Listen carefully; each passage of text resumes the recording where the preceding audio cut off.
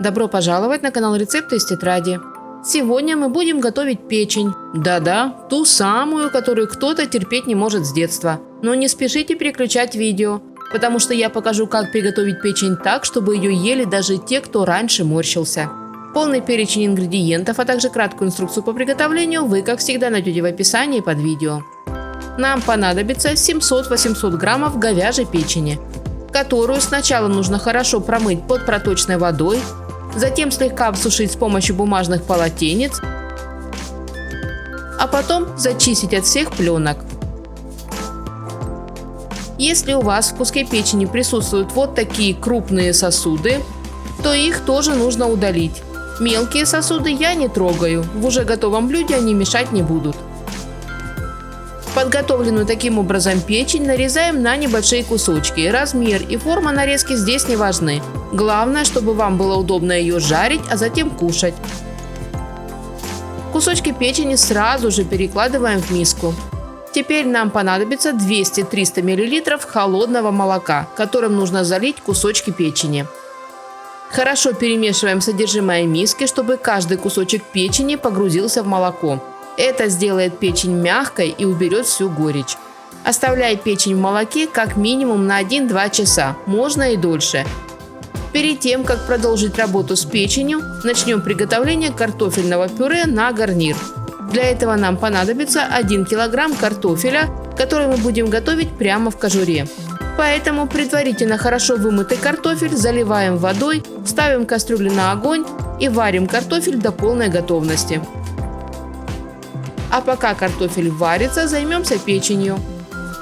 Достаем печень из молока и выкладываем ее на сито. Оставляем пока печень, чтобы с нее стекло все молоко.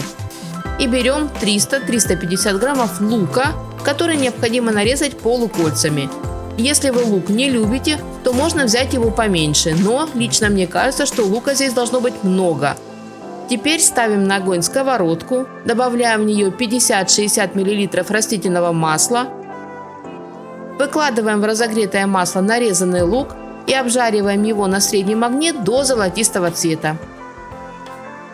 Когда лук обжарился, снимаем сковородку с огня и перекладываем лук в отдельную пиалку или тарелку. Возвращаем сковородку на огонь. Добавляем в нее еще 20-30 мл растительного масла и 20-30 граммов сливочного масла. Теперь нам понадобится около 100 граммов пшеничных панировочных сухарей, в которых мы будем обваливать наши кусочки печени. Я обваливаю в сухарях каждый кусочек отдельно, постепенно выкладывая их в разогретое масло. Но можно обсушить кусочки печени с помощью бумажных полотенец, потом переложить печень в миску с сухарями и просто хорошо все перемешать.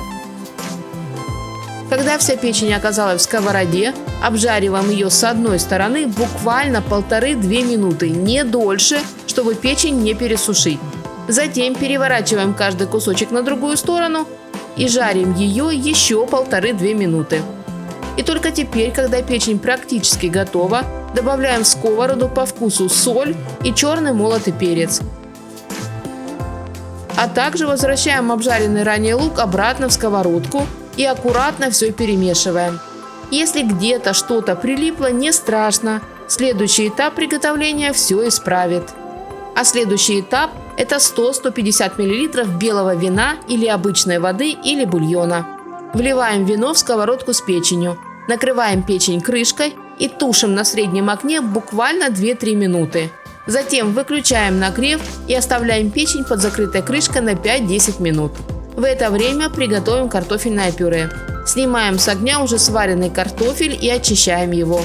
Очищенный картофель разминаем до состояния пюре, используя либо специальный пресс, либо обычную картофеледовилку.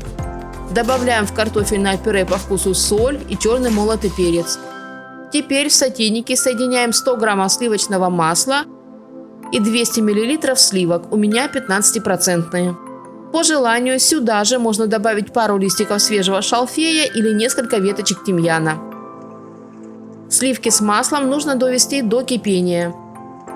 Затем убираем листики шалфея или веточки тимьяна, которые уже отдали свой аромат, и примерно треть горячих сливок вливаем в картофельное пюре. и тщательно его перемешиваем с помощью ложки, лопатки или венчика.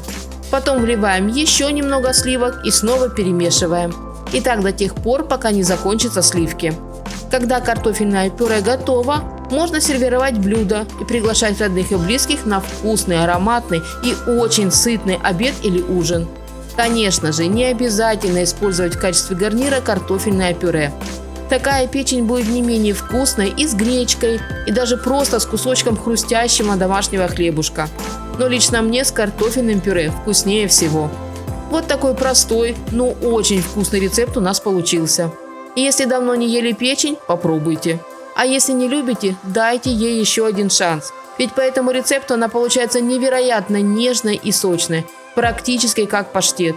И может быть, список ваших любимых продуктов пополнится новым, отмечу очень даже бюджетным продуктом. Не забывайте ставить лайки, если вам понравился этот рецепт. И, конечно же, подписывайтесь. У меня в тетрадке еще много вкусных и интересных рецептов, которыми я с радостью поделюсь. Мира всем нам, здоровья и чистого неба над головой. Берегите себя и своих близких. Приятного аппетита и до новых встреч!